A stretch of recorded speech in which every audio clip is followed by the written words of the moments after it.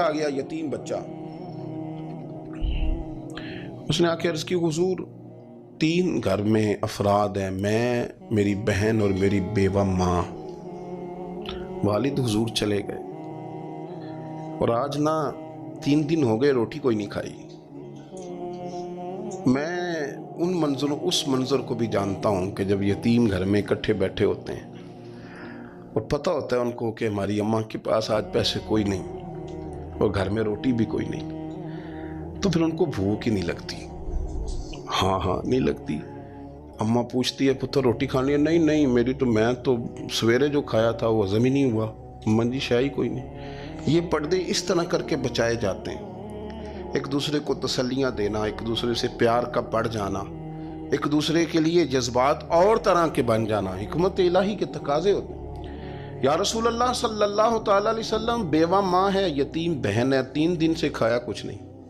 قربان جائیں وہ گھر جہاں سے کائنات کھاتی ہے ساری. حضور نے فرمایا, بلال جا کے ساری ازواج مطہرات سے پوچھ گھر میں کیا ہے. حضرت بلال کہتے ہیں میں سارے گھاری پوچھ آیا, ٹٹول آیا, ٹوٹل 21 کھجوریں نکلی.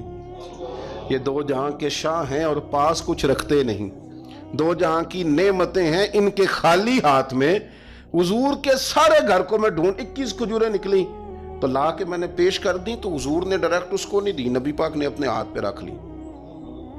اور کہتے ہیں پھر حضور نے نا اپنا منہ مبارک قریب کیا کھجوروں کے. صحابہ خود فرماتے ہیں کہ یہ جو حضور نے منہ مبارک قریب کیا نا, تو نبی پاک برکت کی دعا کر رہے تھے. 21 کھجوروں پہ برکت کی دعا ہوئی. حضور نے اس بچے کو بلایا, تھپکی دی, فرمایا لے جا 7 تیری بہن کی. انہیں معمولی نہ سمجھنا ہو تو حضرت بلال کہتے ہیں حضور 3 بھی دے دینا کبھی تو 30 سال ختم ہی نہیں ہوتی. 30 سال گزر جاتے ہیں, نکالتے رہو, کھاتے رہو, ختم ہی نہیں ہوتی. حضور نے فرمایا 7 تیری بہن کی, 7 تیری والدہ کی, اور 7 حضور نے اور بھی تلقین فرمائی. فرمایا ایک سویرے کھایا کرنا, ایک شام کو کھایا کرنا. یہ لے جا. حضرت سیدنا بلال حبشی کہتے ہیں رضی اللہ تعالیٰ عنہ کہ بچہ لے کے جب باہر نکلا تو حضرت سیدنا معاذ ابن جبل دوڑ کے گئے اور جا کے بچے کے سر پہ شفقت سے ہاتھ پھیرا. کا فکر نہ کرنا, رب کریم تجھے بہترین سرپرست عطا کرے گا. پتر پریشان نہ ہونا, اللہ تیری مدد کرے گا. صرف حوصلہ دیا, سر پہ دست شفقت پھیرا. بچہ چلا گیا تو حضور نے فرمایا معاذ ادھر آؤ نا ذرا. یا رسول اللہ حکم ہو. فرمایا کس چیز نے تمہیں اٹھایا بچے کے سر پہ ہاتھ رکھنے کے لیے؟ کس نے تمہیں کہا؟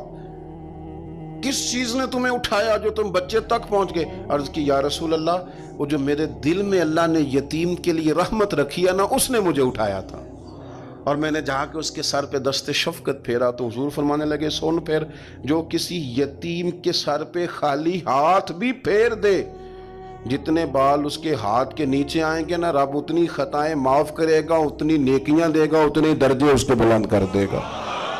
خالی دست شفقت ہی پھیر دے. دینا دلانا تو بعد کی بات ہے, اس کا خیال رکھنا. تو یہ جو ہمارے مدارس ہیں نا, ان میں اکثر بچے غریب ہوتے ہیں, لیکن کچھ بچے تگڑے گھروں کے بھی ہوتے ہیں, مالدار گھروں کے بھی ہوتے ہیں. اس میں اگر کوئی ایسا بچہ آ بھی جاتا ہے نا جو یتیم ہے, کمزور ہے, تو وہ اپنے آپ کو محسوس نہیں کرتا کمزور, کیونکہ وہ یہ نہیں سمجھتا کہ میں یتیم خانے میں آیا ہوں. اس کے ذہن میں مائنڈ سیٹ یہ ہوتا ہے کہ میں مدرسے میں آیا ہوں اور میں پڑھنے کے لیے آیا ہوں. اور چونکہ وہ کچھ وزادار بچے, مالدار بچوں کے ساتھ وقت گزارتا ہے, اسی دسترخوان پہ بیٹھ کے کھاتا ہے, اسی کلاس میں سب کے ساتھ بیٹھ کے پڑھتا ہے, تو اس کی عزت نفس مجروح ہونے کی بجائے طاقت پکڑتی. وہ برابری کی سطح پہ جب آتا ہے تو اسے محسوس ہوتا ہے کہ مجھے عزت دی جا رہی. اس لیے مدارس اسلامیہ میری نظر سب سے مضبوط جگہ ہیں جہاں مساکین کی, یتیموں کی, غریبوں کی صحیح معنوں میں کفالت بھی ہوتی ہے, تعلیم بھی ہوتی ہے, عزت بھی ہوتی ہے, تربیت بھی ہوتی ہے. میرے رسول کریم علیہ السلام بڑے انہماک کے ساتھ, بڑے توجہ کے ساتھ. اچھا ایک کام اور ہوتا ہے ہمارے ہاں, وہ کیا ہے؟ اگر کوئی یتیم مال چھوڑ گیا نا اس کا باپ, تو پھر تو وارے نہیں آ رہے ہیں اس کے. پھر تو اللہ خیر کرے کہ بہت سارے مل جائیں گے کفالت کرنے والے, بہت سارے ملیں گے دھیان رکھنے والے, بڑے سارے ملیں گے توجہ دینے والے. قرآن مجید نے فرما دیا ہے کہ جو یتیم کا مال کھاتا ہے وہ سمجھ لے کہ میں مال نہیں کھا رہا, میں آگ کھا رہا ہوں, آگ کھا رہا ہوں, آگ. سورہ نساء دیکھیے ہمارے ہاں اگر تو وہ مال چھوڑ گیا ہے تو پھر تو بہت سارے رشتہ دار مستقل اس کے محلے میں مکان لینے کو تیار ہو جاتے ہیں، الا ماشاءاللہ۔ پھر تو بڑے سارے ایسے بھی رشتہ دار بن جاتے ہیں جن کو والد کی موجودگی میں کبھی زیارت کا موقع بھی نہیں ملا تھا۔ یہ مال جو یتیم کا ہے اس کی تو زیادہ حفاظت کرنی تھی۔ ہم کئی دفعہ مسئلہ بتاتے ہیں، لوگ فتویٰ بازی شروع کر دیتے ہیں۔ مجھے بلایا گیا کہ ایک صاحب کا انتقال ہو گیا تو ان کا ختم شریف ہے، تو بچے ان کے نابالغ ہیں، تو میں نے کہا کہ آپ اس طرح کریں، ان کے مال میں سے زیادہ پیسے نہ صرف کریں۔ نہیں جی نہیں، بڑے پیسے کمائے ہیں جی، اس نے ساری زندگی باہر نکالی ہے تو لاکھوں کروڑوں کمائے ہیں، تو چھوٹا گوشت پکائیں گے، بکرے کا گوشت پکائیں گے اور ہم ان کا ختم شریف دلائیں گے۔ تو میں نے کہا صاحب آپ رشتہ دار ہیں، ان کے بچوں کے مال کی حفاظت کریں۔ ختم شریف تو اس میں گوشت زیادہ ہونا ضروری نہیں، اس میں تو درد سے دعا کرنا ضروری ہے، اس میں تو تلاوت قرآن پاک کے سال ثواب میں ضروری ہے، ذکر اذکار ضروری ہے۔ لیکن کیا کیا جاتا ہے کہ بے دریغ مال ان کا اگر ہو تو، ایک حدیث پاک ہے بخاری مسلم میں، بڑے غور سے سنیے گا اور اس کے اندر جتنے پہلو ہیں ان پر پوری توجہ دیجیے گا کہ کہیں ہم ادھر آ تو نہیں گئے۔ رسول پاک صلی اللہ علیہ وسلم نا ہمارے لیے سب سے بڑے حکیم ہیں، سب سے زیادہ حکمت حضور نے ہمیں بتلائی ہے کہ اس رستے چلو گے تو بچو گے، اس رستے جاؤ گے تو ہلاک ہو جاؤ گے۔ نبی کریم علیہ السلام نے فرمایا، بخاری مسلم ہے، فرمایا 7 ہلاک کرنے والی چیزوں سے بچنا، اگر ان میں تم چلے گئے تو ہلاک ہو جاؤ گے۔ 7 چیزیں ہیں جو تمہیں ہلاک کر دیں، برباد ہو جاؤ گے، تباہ ہو جاؤ گے، ہلاکت کا سفر ہے یہ، 7 چیزوں سے بچو۔ یا رسول اللہ صلی اللہ علیہ وسلم وہ کون کون سی؟ تو حضور نے فرمایا اللہ کے ساتھ شریک نہ کرنا، ہلاک ہو جاؤ گے۔ دوسرا نبی پاک صلی اللہ علیہ وسلم نے فرمایا جادو نہ کرنا، ہلاک ہو جاؤ گے، ہلاک۔ اور یار جسے حضور فرما رہے ہیں ہلاک ہو جائے وہ بچے گا؟ نبی پاک صلی اللہ علیہ وسلم نے تیسرے نمبر پر فرمایا جس شخص کے قتل کرنے کو اللہ نے حرام قرار دیا ہے اسے قتل نہ کرنا، ہلاک ہو جاؤ گے۔ چوتھے نمبر پر رسول پاک علیہ السلام نے فرمایا سود نہ کبھی بھی کھانا، ہلاک ہو جاؤ گے، ہلاک۔ بڑی بڑی دلیلیں دی بینک والوں نے، بڑا سمجھایا تو حادثہ مان گئے، محترم مان گئے، کہنے لگے نہیں جی نہیں وہ کاروبار میں لگاتے ہیں، بڑے بھولے بالے ہیں ہم، پتہ سارا ہے۔ اور دیکھو سب کاموں کے باوجود مستقل بینکوں میں پیسے اس اکاؤنٹ میں رکھے ہوئے ہیں جہاں سے مستقل سود آتا ہے۔ حضور نے فرمایا نہ کرنا یہ کام۔ تو کہتا ہے میں سود پہ پیسے لے کے کاروبار چمکاؤں گا، تیرے نبی پاک نے تو فرمایا تو ہلاک ہو جائے گا۔ تو کہتا ہے میں میل لگاؤں گا، حضور نے تو فرمایا ہلاکت ہے۔ تو کہتا ہے میں بڑا کچھ کر جاؤں گا تو ہلاکت ہے۔ اچھی طرح سمجھ لیں، اصل مال بھی ضائع ہو جاتا ہے اس بندے کا جو سود کا مال ملا لیتا ہے، اصل برکت بھی اڑ جاتی۔ اور میرے نبی پاک صلی اللہ علیہ وسلم نے 5ویں نمبر پہ فرمایا یتیم کا مال نہ کھانا، ہلاک ہو جاؤ گے، نہ کھانا ان کا مال، یہ کروڑوں ہو، اربوں ہو یا 10 روپے ہو، یتیم کا پیسہ نہ کھا جانا، ہلاک ہو جاؤ گے، ہلاکت تمہیں آ لے گی۔ اور پھر 6 نمبر پر نبی پاک علیہ السلام نے فرمایا کفر سے جہاد ہو رہا ہو تو کبھی پیٹ پھیر کے بھاگنا نہ، ہلاک ہو جاؤ گے۔ اور 7ویں نمبر پر اللہ کے رسول نے فرمایا بے قصور اور بے گناہ عورت پر تہمت نہ لگانا، بلا وجہ بہو کے کھاتے نہ کچھ ڈال دینا، بلا وجہ بھابھی اور بیوی اور کسی بھی خاتون پر کوئی الزام بے قصور عورت پر بہتان نہ لگانا۔ مار مار کے ایک شخص نے بحال کر دیا بیوی کو اور بعد میں پتا چلا کہ جی مجھے شاک ہے تویز کراتی ہے۔ کیا آپ کی سوچ ہے؟ مسلمان اللہ کو ماننے والا اور اس باتوں پر الزام لگائے گا تویز کرا کے لاتی؟ بے قصور عورت پر بہتان، ایک تو بات ہے اسے مارنا اور ایک یہ ہے کہ کوئی تکلیف دینا، اور ایک خالی اتنی بات کی کہ بہتان بھی نہ لگانا، اس پر الزام نہ لگانا، یعنی تم نے صرف بے قصور عورت پر الزام ہی لگایا تو حضور فرماتے ہیں ہلاک ہو جاؤ۔ یہ ہلاکت والا کام ہے، لیکن ہم بغیر سوچے سمجھے کہہ دیتے ہیں اس نے کہا ہے، اس نے کیا ہے، یہ کرتی ہے، یہ کام نہیں کریں۔ یہ 7 وہ چیزیں ہیں جو ہلاک کر دیں گی۔ نبی پاک صلی اللہ تعالیٰ علیہ وآلہ وسلم فرماتے ہیں میں نا جنت کا دروازہ کھولوں گا تو ایک عورت کو نا میں سبقت لے جاتے ہوئے دیکھوں گا، یعنی وہ جلدی سے جنت میں داخل ہو رہی۔ یا بعض شارحین کہتے ہیں کہ حضور داخل ہوتے ہی سب سے پہلے اس کا چہرہ دیکھیں گے، حضور فرمائیں گے تو پہلے ہی آ گئی، بی بی جنت میں، حضور نے دروازہ کھولا تو جلدی سے نظر آئی، تو پہلے آ گئی۔ سب نے لکھا ہے کہ اس عورت کی شان یہ ہے کہ سب سے پہلے جنت میں گئی۔ میں نے حدیث پڑھی تو میں نے نیچے حاشیے میں لکھا، میں نے کہا میرا خیال یہ ہے کہ اس کی زیادہ شان یہ ہے کہ جنت میں اس کی سب سے پہلی ملاقات مدینے والے محبوب سے ہو گئی۔ یہ دیکھو کتنی بڑی شان۔ حضور فرمانے لگے تو کیسے پہلے ہی آ گئی، کون ہے تو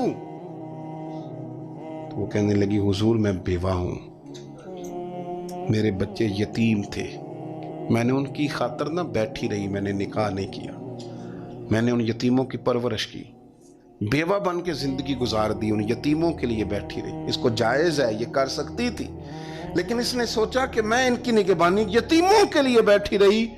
آج شان یہ ہے کہ مدینے والے کے لیے جب دروازہ کھلا ہے تو اس بی بی کو بھی رب کریم نے فوراً ہی جنت عطا فرما دی، یہ سب سے پہلے گئی۔ میں نے دیکھی ہیں ایسی عورتیں 23 سال میں بیوہ ہوئی پر عمر بچوں کے نام کر دی۔ اسے پتہ تھا کہ کل کو جب یہ بڑے ہوں گے تو یہ اپنے کمرے کا دروازہ بند کر لیں گے، یہ نہیں پوچھیں گے کہ اماں سوئی ہے کہ جاگ رہی ہے، ان کا آنا جانا الگ سے ہو جائے گا، ان کے تعلقات اپنے ہو جائیں گے، پر یہ بیٹھی رہی، یہ بیٹھی رہی۔ اس نے بچوں کو وقت دیا تو بچے تو کیا اس کو صلہ دیتے تھے، رب نے یہ صلہ دیا ہے کہ سب سے پہلے اسے جنت میں داخلہ عطا فرمایا۔ ابو داؤد شریف میں مسند امام احمد بن حنبل میں حدیث ہے، نبی پاک صلی اللہ علیہ وسلم کے چچا زاد تھے حضرت جعفر طیار، مولا علی شیر خدا کے بھائی تھے، جنگ موطا میں شہید ہو گئے۔ وہاں سے کوئی خبر لے کے نہیں آیا، لیکن رب خبریں دیتا ہے نا اپنے حبیب کو، اللہ غیب کے خزانوں کی کنجیاں دیتا ہے اپنے محبوب کو۔ نبی کریم صلی اللہ تعالی علیہ وسلم نا ان کے گھر گئے، ان کی زوجہ کا نام اسماء بنت امیس تھا۔ حضور نے فرمایا اسماء میرے بھتیجوں کو میرے پاس لاؤ، محمد بن جعفر اور عبداللہ بن جعفر رضی اللہ تعالیٰ عنہ۔ بچے قریب آئے، حضور کو پتہ ان کے والد شہید ہو گئے، نبی پاک نے اپنی ناک مبارک ان کے رخساروں پہ رکھے، پھر حضور نے ان کا ماتھا چوما، پھر نبی پاک صلی اللہ علیہ وسلم نے سینے سے لگایا، فرمایا حجام کو بلاؤ نا ذرا، ان کے بال تراشے کتنی بڑے ہو گئے، حجامت ہونے والی۔ حضور پیار کر رہے تھے، آنکھوں میں آنسو تھے، تو جناب اسماء قریب آئیں، کہنے لگے حضور میرے شوہر کی کوئی خبر آ گئی ہے؟ تو نبی پاک صلی اللہ تعالیٰ علیہ وسلم نے گردن مبارک اٹھائی تو آنکھوں میں آنسو تھے، فرمایا رب نے میرے بھائی کو شہادت کا درجہ عطا کیا ہے، فرمایا کوئی آہ و بکا نہ کرنا میرے بھائی پر، اللہ نے اسے شہادت کا درجہ دیا ہے۔ حضرت جعفر طیار کے گھر والوں کے لیے حضور نے صحابہ کو حکم دیا کہ یہ غم میں ہیں، ان کے لیے کھانے پکا کے لاؤ۔ پھر نبی پاک ان بچوں سے پیار کرنے لگے، فرمانے لگے یہ جو ہے نا محمد بن جعفر یہ اپنے دادا جناب ابو طالب سے ملتا جلتا ہے، اور یہ جو عبداللہ بن جعفر ہے یہ تو سارا میرے ساتھ ملتا جلتا ہے۔ نبی پاک صلی اللہ علیہ وسلم پیار کرتے، باتیں کرتے، حضرت اسماء رونے لگیں۔ یہ ابو داؤد شریف میں مسند امام احمد بن حنبل میں چمکتے جملے۔ عرض کرنے لگی حضور میرے بچوں کا کیا بنے گا، کون کفالت کرے گا؟ قربان جائیں رسول پاک صلی اللہ علیہ وسلم کے کیا جملے، یتیموں کے لیے حضور کا نوازنے کا کیا انداز ہے۔ فرمایا اسماء تو فکر نہ کر، انا ولیہم فی الدنیا والآخرہ، فرمایا میں دنیا میں بھی ان کا وارث بنوں گا، قیامت کے دن بھی ان کا وارث بنوں گا۔ تو صرف دنیا کی بات کرتی ہے کہ نظام معیشت کا کیسے چلے گا، اور میرا وعدہ یہ ہے کہ دنیا میں بھی ان کی سرپرستی کروں گا، آخرت میں بھی سرپرستی کروں، آخرت میں بھی میں ان کا خیال رکھوں گا۔ آپ غور تو فرمائیں، توجہ تو کریں کہ اس قدر زیادہ حضور کا انہماک اس طبقے کے ساتھ ہمیں اپنے دائیں بائیں عزیزوں میں، رشتہ داروں میں، دوستوں میں، علاقہ میں، پڑوسیوں میں، محلے داروں میں دیکھنا چاہیے۔ یہ بچے بیچارے میں نے دیکھا ہے، ان کے بگڑنے میں اصل بات یہ ہوتی ہے کہ کوئی مخلص ہو کے سرپرست نہیں بنتا۔ آگے بڑھیں، اپنی اپنی خدمات پیش کریں، اور جس طرح ہمارا بچہ بگڑ جائے تو ہم اس کے لیے پوری کوشش کرتے ہیں، جدوجہد کرتے ہیں، حالات، واقعات، پس منظر، پیش منظر کا جائزہ لیتے ہیں کہ کون سے اسباب اختیار کیے جائیں تو یہ ٹھیک ہو سکتا ہے۔